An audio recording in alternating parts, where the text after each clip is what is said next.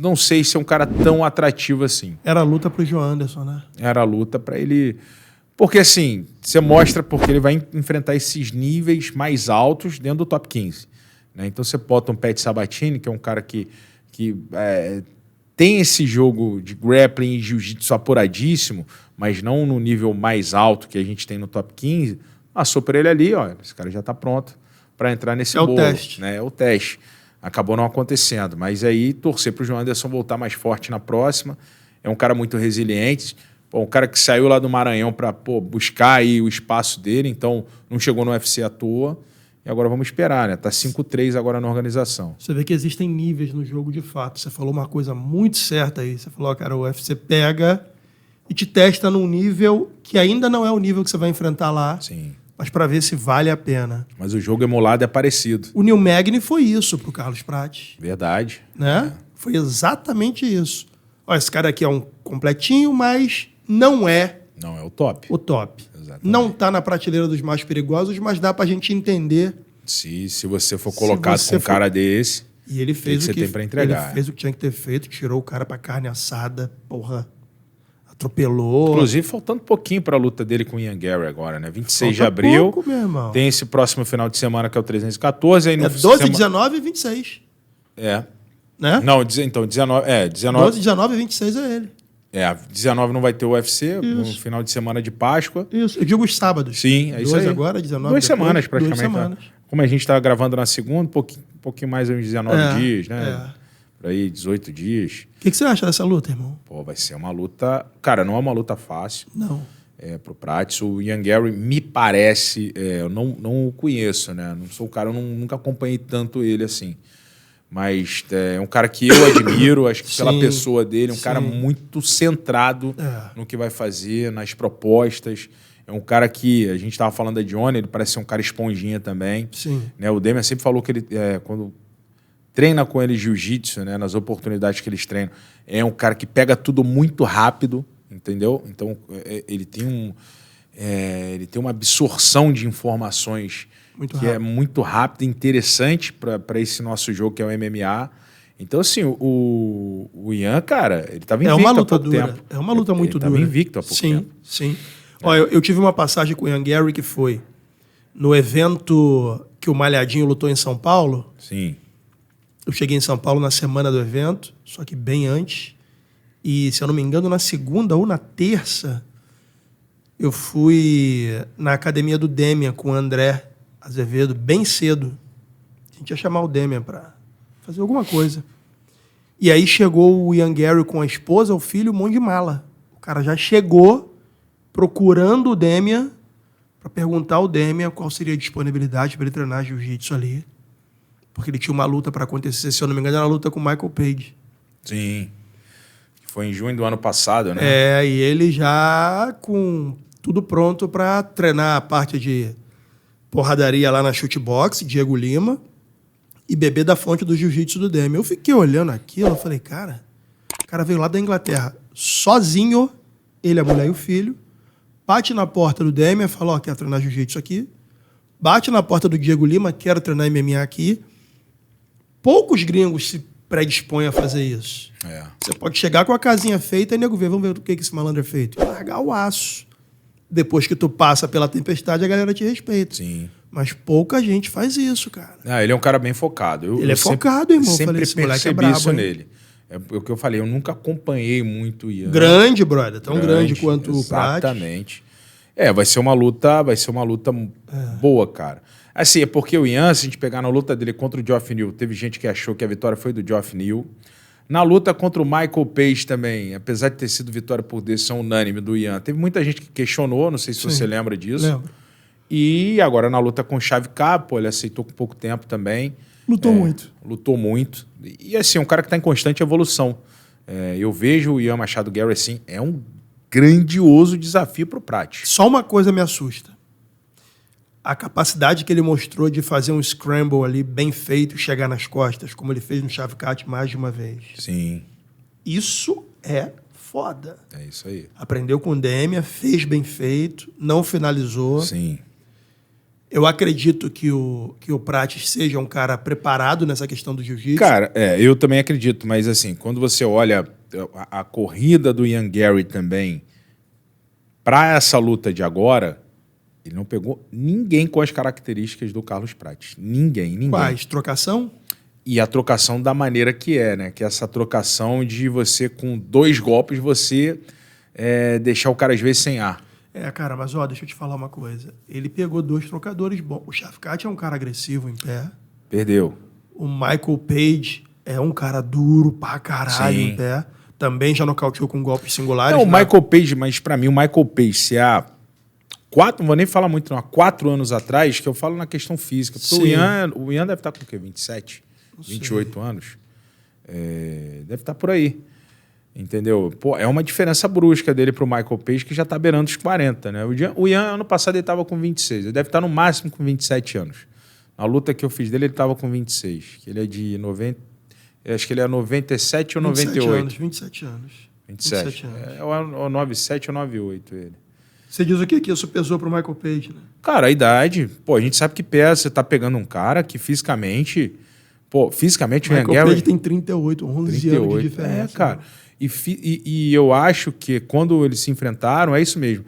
Quando eles se enfrentaram, que foi no UFC do dia 29 de junho, que foi no numerado de junho, o Ian Gary estava com 26, eu lembro que a diferença era exatamente essa, se não me engano, 11 ou 12 anos, e o Ian Gary estava com 26.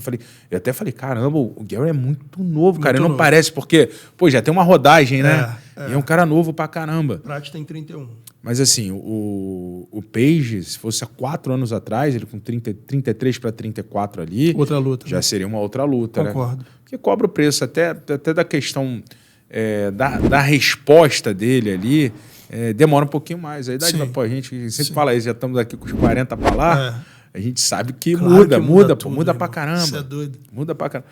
Uma coisa que me deixou feliz, cara, o Prates está com uma evolução física absurda. Sim. Você se ligou nisso? Não, o Prates, ele teve uma evolução física. Eu acho que ele é um cara, apesar da gente... Porque ele tem essa aura de ser um Romário do MMA, né, cara? Sim. Mas ele é um cara que está sempre treinando. O Romário não era muito de treinar, né? O Romário treinava muita finalização. Mas o Prates é um cara que ele gosta de estar emulando. Tem os momentos dele, né? Dele dar uma relaxada e tal. Mas ele acaba sendo um cara muito família também. Você quer ver uma coisa que a galera fala injustamente? Romário era careta, irmão. Romário não bebia nada. Romário não bebia, não. Meu irmão, meu irmão, o famoso Russão, né? Um dia eu vou trazer, que a gente vier gravar, eu vou pedir ele para vir aqui para tu conhecer, ele figuraça. Aí o Russão, ele trabalhava aqui no centro, corretor, né? Vendia páginas amarelas, saudosa páginas amarelas. O Russão era vendedor das páginas amarelas. Antigas, irmão. Aí, meu irmão, o Russão era figura. Galera que quiser conhecer, entra aí no Instagram, Russão do Piseiro, pode ir lá no Instagram. Aí Russão, ia pro Pampagrio, ia pras paradas, passeio público, café. Trabalhava no centro. Falou que uma vez estava lá o Romário, charutão, com macacão, pá, tal. Aí um lado do macacão solto, dançando hip hop, porque ele gostava do hip hop, só com segurança em volta. Mas, meu irmão, só na água, não bebia nada. Aí o charuto, fumando o charuto dele. Aí, o Russão era a figura. O Russão, o que o Russão fazia? O Russão, ele vinha pro Pampagrio, ele e o amigo dele, o Carlinho Magrin, e aí ficava cada um numa ponta, na época do Nextel, né, que tava no auge, né, o Radinho. Aí ficava, mulherada dançando e tal, e ficava o Russão de um lado, Carlinho do outro. Quê? Não, contêiner de relógio tá quanto? 1,5 milhão, pode fechar que eu pago. Ele ficava assim, do caralho. De terno, né? Os dois só de pra terno. Impressionar. Os dois de terno, meu irmão. Meu Deus. O Russão não tinha dinheiro nem pra pagar a comanda no final. Liso. Mas tava encomandando container de relógio. Figura do caraca. Mas falou que o Romário lá, realmente, o Romário ia, curtia, namorador, bebia tal, nada, bro. mas, sempre foi cara ali limpa, na disciplina. Cara limpa de tudo. Porque quando você sai à noite ali e não bebe... É outra noite. Vou te falar, no outro dia, tu você não tá 100%, mas tu tá ali bem próximo dos 100. A bebida, meu irmão, te arrebenta. Mas tu sabe que lá em Las Vegas, ali onde tem o PI, tem o Apex, não sei se você já ouviu falar, caso aconteça com você, você não vai para Las Vegas, você vai para Miami, né? Sim.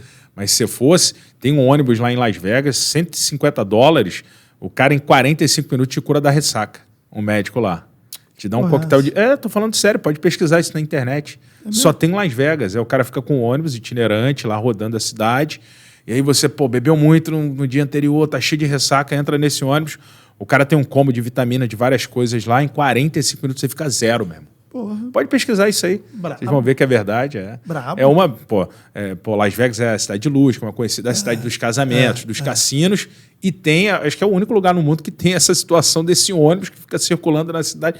Porque em Las Vegas é diferente das outras cidades americanas. Você não pode beber na rua nas outras cidades. Em Las Vegas você pode, meu irmão. Você pode sair com cerveja bebendo nas ruas tranquilamente. Não tem problema. Nas outras cidades são proibidos. Sim. Em Las Vegas, não. Tu pode tomar teu beer night na rua. Aí esse cara do ônibus deve arrumar um dinheiro lá, né? Com a rapaziada. Doideira. Doideira. Aqui, falando da luta, então, você acha que vai estar quanto para cada um, assim? Cara, eu assim... cara, vou te falar. Pra mim é 50-50, irmão. Entendeu? Depende muito de como vai transcorrer. Eu acho que não tem segredo. Vai transcorrer o Gary esperando a boa pra agarrar. O Prats, ele...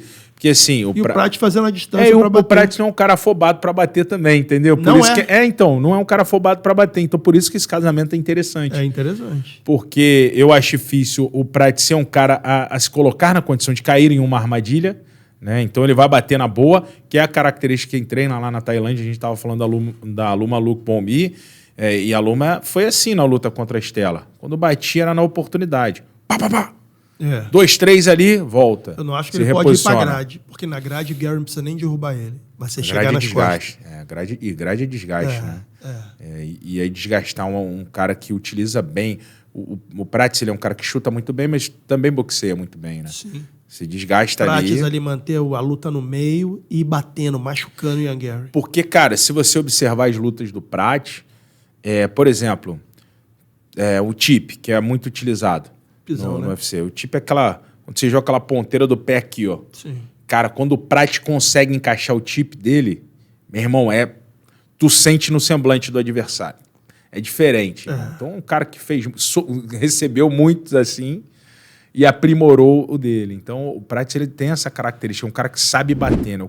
Todo lutador que sabe bater, para mim, ele leva vantagem. Sim, sem dúvida. Então, ele tem essa eficiência, né? Eficiência. Mais resultado com menos esforço. Quem já me acompanha aqui no ConnectCast há mais tempo sabe que antes de ser comunicador eu trabalhava no mercado financeiro. E sempre que alguém me pergunta sobre investimentos, é impossível não tocar no assunto criptomoeda, mais especificamente o Bitcoin. E eu sempre respondi que eu não tenho R$1 investido em Bitcoin até o momento. A plataforma Mercado Bitcoin me apresentou a possibilidade de, a partir de R$50 investidos na minha carteira, em 7 dias eles me dão mais R$25 para investimento da forma que eu bem entender. E apesar de eu não ter nenhum real investido em Bitcoin, eu tenho a possibilidade de colocar R$50 ali, sabendo que em 7 dias eu vou ganhar mais 25 e a partir daí começar a investir nesse mercado. Pessoal, assim como na luta, você tem que se preparar, estar com os melhores, para que aí sim você se teste lutando para que você consiga ganhar algo. Nos investimentos é da mesma forma. Eu preciso ter ao meu lado algo tão sólido quanto a MB, que é a maior plataforma de investimentos em ativos digitais da América Latina, uma das mais seguras do mundo e que me proporciona a possibilidade de dar os primeiros passos nos investimentos